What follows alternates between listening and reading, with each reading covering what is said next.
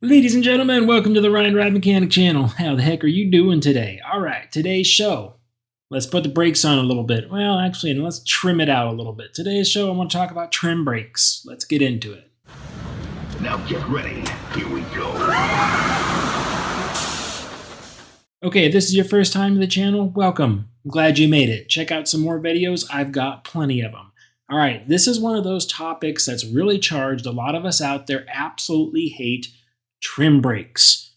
Why do we hate trim brakes? Well, because it slows the ride down. The ride's so much more enjoyable without the trim brakes. Now, a lot of rides I go on don't have trim brakes at all. They're simply just like a 4-block system, and the mid-course does not have trim brakes. A lot of times, on a lot of newer rides, your trim brakes also function as block brakes. For example, a lot of B&Ms.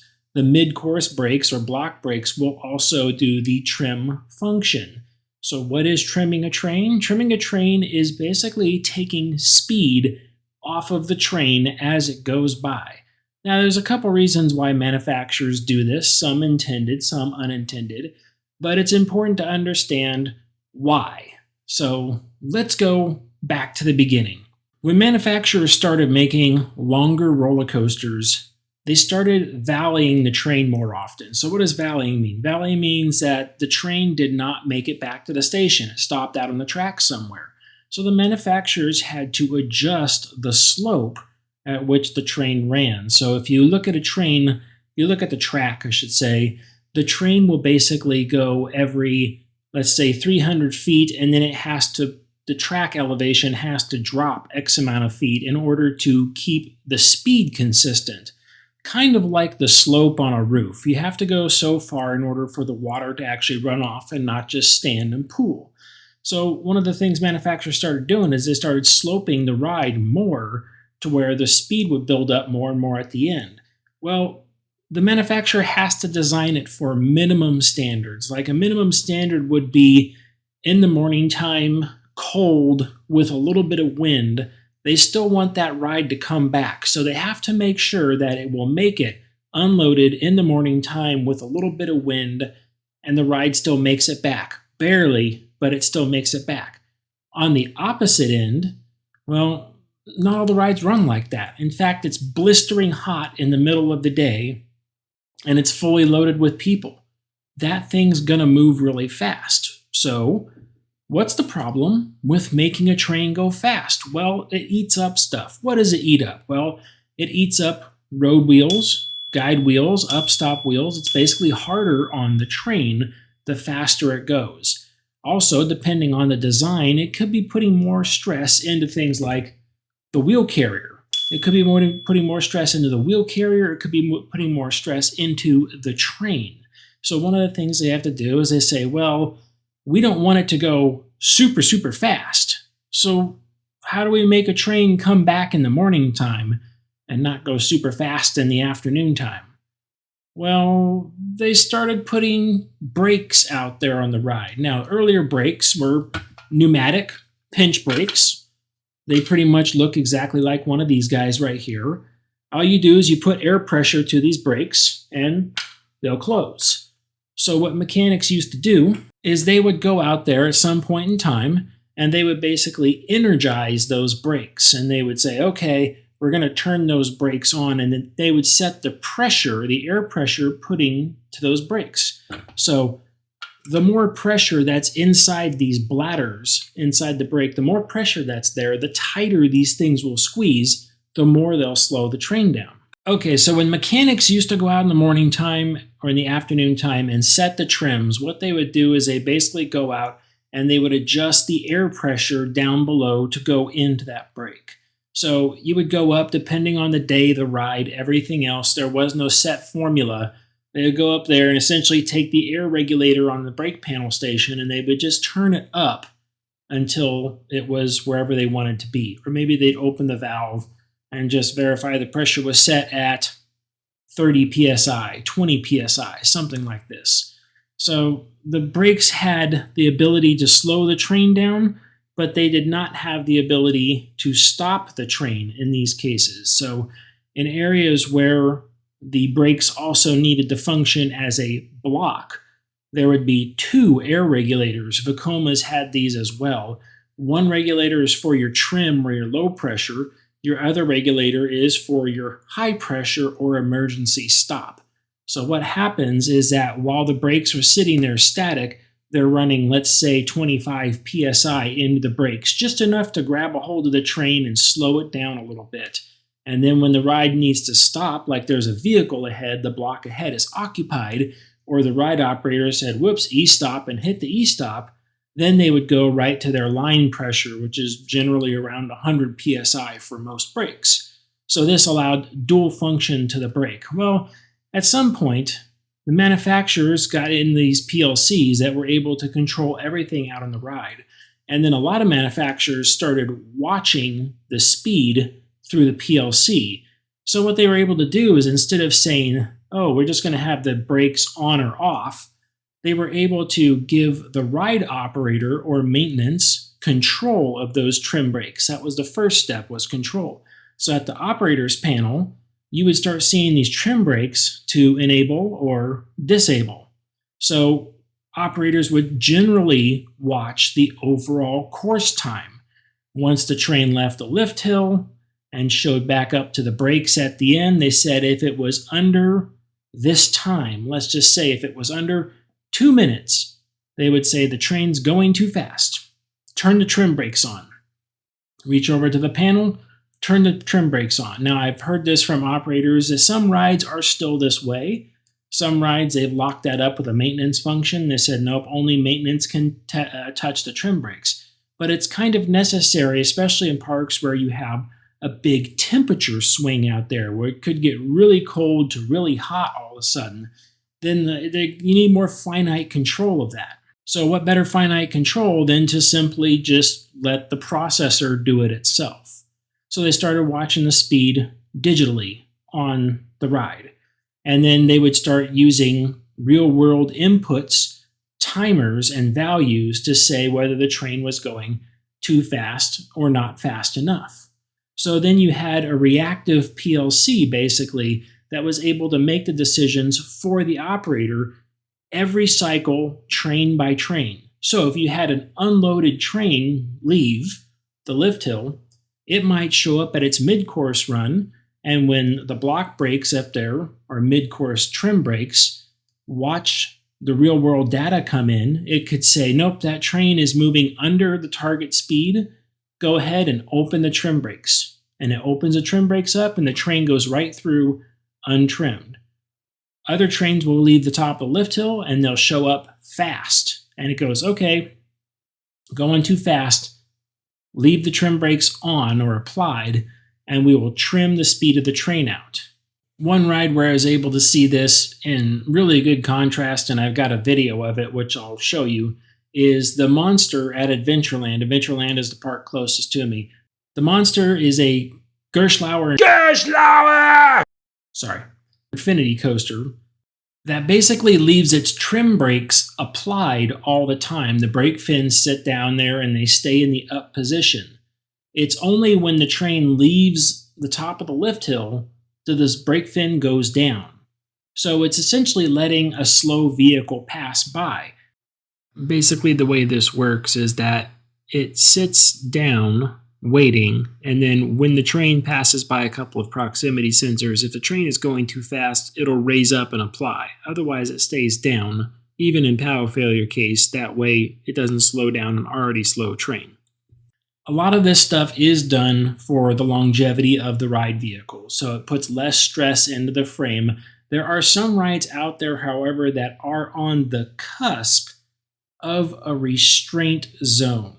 So restraints are put into rides, and they say, oh, people at 40 inches tall can ride this ride.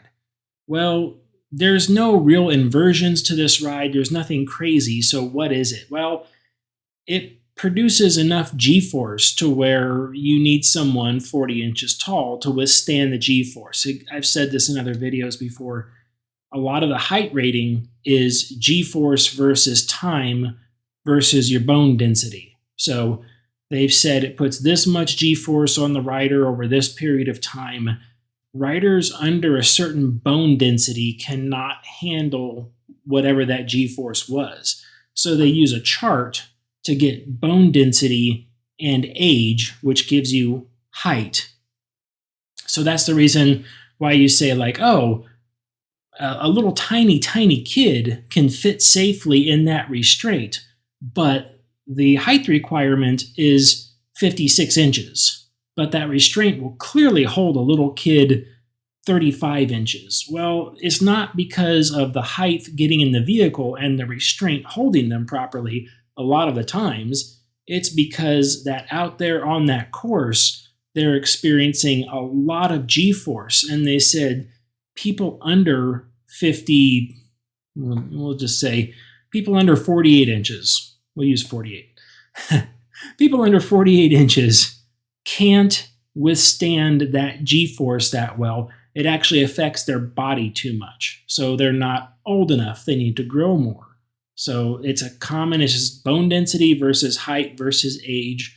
And that's where you get all those things from. And that's assuming that a person of that size fits properly in the restraint. But anyways, so where I'm going with this is that it might be right on that edge. Like a 40-inch person with the right bone density mass can withstand that g-force. But if you let the vehicle go too fast, it pushes it into the next class, where you'd actually have to change the rider requirement to be 42 or 46 inches or something like that to get the bone density up, because it puts too much g-force on the rider. Now, one of the biggest things where these are always active is wooden roller coasters. Why wooden roller coasters? Because the faster that train goes, the more it tears up the track and structure. So in this case, the train is the strongest part out there, and the track and structure is the thing that they are trying to save. Voyage, Hollywood Nights, I've heard this a lot. Like, everyone's just waiting for the track and structure to fly apart on that wooden roller coaster because that thing operates with no trims. And I've seen videos, it shows up at the station like 4 or 5 seconds ahead of when it would have at the trim speed, which is really, really fast. So what they're trying to do over there at Holiday World is they're trying to save their track and structure on a daily basis. Now, for the Hollywood Nights over there, when they run Voyage with no trims on the thing, basically what they're doing is they're basically saying, yes, this is going to be more for us to maintain over the next couple of days, but they're willing to do it for this special event. So they're willing, okay, it's not a restraint issue. It's not anything else in that ride. It's simply on wooden roller coasters most of the time. It boils down to saving the track and structure so they don't have to do a whole bunch of carpentry work in the morning. I just wanted to take this time in the video to put the brakes on, but not all the way, just a little trim, and say, if you haven't already, make sure you like and subscribe, because it's free for you and it really helps me out. I do appreciate it. So if you can, subscribe. I do appreciate it. Back to the video. Now, once rides evolved from pneumatic pinch brakes to spring-loaded brakes, where the PLC was now controlling them open and closed to trim the ride out, then we moved from brakes in general to linear synchronous motors, which is what a lot of rides are using these days to accelerate the train, do very crazy stuff out there on the track. Well, it's also the easiest way to slow the vehicle back down, because you're passing over motors a lot of times in those trim brake sections. You could simply ground the stators out and bring the vehicle almost to a complete stop. Remember, with LSMs, you can't completely stop the vehicle, because in a power failure, it will just continue to ever so slightly roll forward. I've been told by engineers before, the wind could push the vehicle out of a brake, although I really doubt it, but possibly. But a lot of rides, that brake section is also a little forward slanting direction of travel, so the vehicle naturally wants to roll towards the front, which is generally why LSMs still have to have a mechanical pinch brake to hold the vehicle in the event of a block section. So the LSMs can now not only do that trim function, where they can just simply ground the stator to act as a brake, and the control system doesn't need to do much about it. The control system can opt to fire the stators to actually slow the vehicle down a little bit. By that, they can also fire the stators to accelerate the vehicle. Now, there's maintenance modes on rides, there's warm up modes, there's all sorts of stuff that newer rides have these days. One of the abilities is to basically accelerate the vehicle on a lot of rides faster than it should go. I remember on our RMC, we installed a cold weather mode for the lift hill to where we took the drive, and we were normally running the motor at, I think, about 85% of its duty, so getting the vehicle up and over the top of the lift hill. And then when we said go into this cold weather mode, we sent the vehicle over. I think the motor was supposed to go to like 105% of its value. Not great for the motor, but right as it got towards the top, the motor would accelerate really fast and try to push that train over as fast as it could. That was a morning time warm-up thing. We thought, like, if it was dicey outside, cold, windy, we weren't sure if it was going to make it back. We sent it over. So the nice thing about LSM style rides, where they can use the trim brakes mid-course, they can also speed them up. That means if it is going too slow because it's windy or anything else, a lot of times the ride can just grab a hold of the vehicle and accelerate it back out of there to make sure it gets to its next spot properly. So although on newer rides, this is something that typically the PLC controls, a lot of times you can go into a maintenance mode or manual, some sort of program selection mode, and you can get in and disable the trim functions altogether. Because you might be doing something where you don't want the ride to have that control. For instance, if I am load testing a vehicle, I do not want the trims to activate. So I would want to go in there and disable the trims. That way they did not activate while I am load testing that vehicle, because I wanted that thing going as fast as possible until it was consistent and I knew exactly what it was going to do. Then it's like, okay, then we could bring the trims back on and start to slow the train back down. This also might be a call up to the operations, up to the park. Again, these things, they're very wishy-washy subjects. There's not a lot of solid stuff written around these things because every park is drastically different from park to park, and every ride is different from ride to ride. So there's not a good line of consistency through all this stuff. It's up to very much just what the park feels like. But they could be operating the ride in high winds that day to where they might say, you know what, we're going to turn the trims off on this ride because it's been so gusty, we don't want to risk it. That the train's going fast and it says, okay, trim it, and it trims it out, and then a bunch of wind comes along and valleys the train. The park just might decide, you know what, let's run it trimless. Again, it's per ride, per park, per day, per hour. I mean, these things are changed all the time. Sometimes it's up to maintenance to change it. Sometimes operations can do it with permission, like a supervisor. Sometimes operations can just do it. They could just reach over and flick the switch or hit the button and turn the trims off. Sometimes up to them. It all depends on how their standard operating procedures are written for that particular park. So we love to ride these rides with no trim brakes because it's a lot faster. I have to admit myself, I've gone down to Worlds of Fun over here in Kansas City, and I've ridden the Mamba a bunch of times. It's a fun ride. It's a great ride. But the last time I went, they did not have the trim brakes working. So when we went through the mid-block brakes up there, there was no function. We just went straight through. That actually made the last 20 seconds of that ride way more entertaining. That was the first time I've actually ridden that with no trim brakes on. It was way more entertaining. The little whoops where you're normally just going up and down, just doing those little whoops back towards the end of the ride, those were nothing to write home about. But if you turn the trim brake off, yeah, they were really fun out there at the end of the ride. But there is that payoff for all the time that they were running that ride without those trim brakes functioning. They were causing more damage to wheels. They were putting more pressure on the urethane. They were, the brakes at the end of the ride. They were causing those brakes to wear out faster. That's one of the things, the old style brakes. These old style brakes like this, these old mechanical pinch brakes, right in the middle right there, I don't know if you can see that or not, that gold stuff in there, that is brass. That's a brass lining on the inside of those. That's what actually makes contact with the train to slow it down.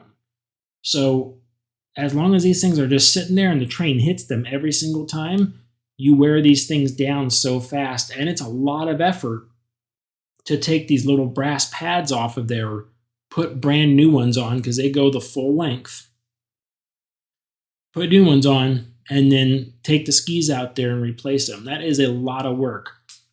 Working on brass brakes is like a full-time job back in the shop for somebody. There's always brass being added to brakes somewhere. That's quite a job. So the payoff is here or there. You could wear trim brakes down faster, you could wear the brakes down at the end of the ride faster, you can wear the wheels out faster on the train itself, you can crack components inside the train, you could destroy the track and structure if it's a wooden roller coaster. There's all these things. So the trim brakes are really a maintenance necessity to keep the ride running smooth every day, day in and day out, and keep maintenance downtime to a minimum. Other parks, they decide to override them from time to time to make it more fun. That's what the park wants to do. That's what the park wants to do. They've been doing it enough. They know what it's going to do. They know that it's not a catastrophic thing. I don't think there's any ride out there where the brakes are catastrophic at all. So it's just the park's prerogative. It's whatever they want to do. One thing that I never did like was Goliath at Six Flags Magic Mountain. Goliath, when we went on that thing, the back of that ride with no trim brakes is quite impressive. It is an absolute G-force monster at the end of that ride. But it was too much. The pressure was too much for a lot of people. So they turned the trim brakes on. Not only did they turn the trim brakes on, they adjusted the, probably going to say this wrong, hysteresis? Yeah, probably. That is the delta, the speed in versus speed out, way up to where pretty much every single time the train comes by those mid-course brakes, it slows it down pretty much to a complete stop and then lets it go. So the hysteresis is basically a thing on like a B&M. You would say that its average speed coming in is going to be, we use miles per hour because that's easy. So it's going to come in at 26 miles per hour. I don't want it to leave going faster than 12 miles per hour. So it's going to slow it down to 10. And then the hysteresis says 2 miles per hour. So it's going to go to 10 and let it go to 12. And if it tries to go past 12, it's going to trim it back down to 10 again. Those are the speed numbers that it's working with inside. For parks that don't want to turn their trim brakes off, like there's plenty of things like Halloween time of year when they run rides crazy, parks run some rides backwards and things like that. For parks that don't want to turn that stuff off, a lot of the time it's because they were told to keep it on, only in certain conditions to turn it off. And basically they don't have the engineering background to acknowledge that turning those brakes off and running the ride without it isn't going to be a problem. The manufacturer might not exist. If you go back to the manufacturer and say, hey, we want to get rid of the trims altogether and just run it without it, manufacturer probably wash their hands of it. They're like, nope, we're not going to maintain that ride anymore. We're not going to take care of it if you aren't going to operate it the way that we instructed you to do so. So the manufacturer also might be perfectly fine with it. Look, go ahead, run it without trims. We don't care. But the park might not have the engineering to say, yes, we've looked at all the possibilities behind running it without those trim brakes, and we've acknowledged that there is no real danger. Some parks just don't have an engineering staff to do that. They don't have a corporate engineering staff to do that. So if the park doesn't have engineering to say that whatever they're doing is going to be safe, they can't do it. Bottom line, that's one of the reasons why Six Flags can go out and do so many things to their rides, because they have a big engineering staff that if I wanted to do something to a ride, it has to go through engineering. Engineering would run it through the ride manufacturer, and everyone together would come back and say, okay, whatever I proposed, we agree to let you do that, and I'm covered at that point in time. But a lot of smaller parks, don't have that. They might not be able to do that. So if they wanted to do something outside of what the manual for the ride said to do, like operate it without this function on, they might get in trouble for it if a lawsuit were to come up down the road. So a lot of parks are like, nope, we're not going to take that on by ourselves. All right, I think that's going to do it for this video. What do you think? I mean, obviously everyone probably watching this channel hates trim brakes. Is there any ride?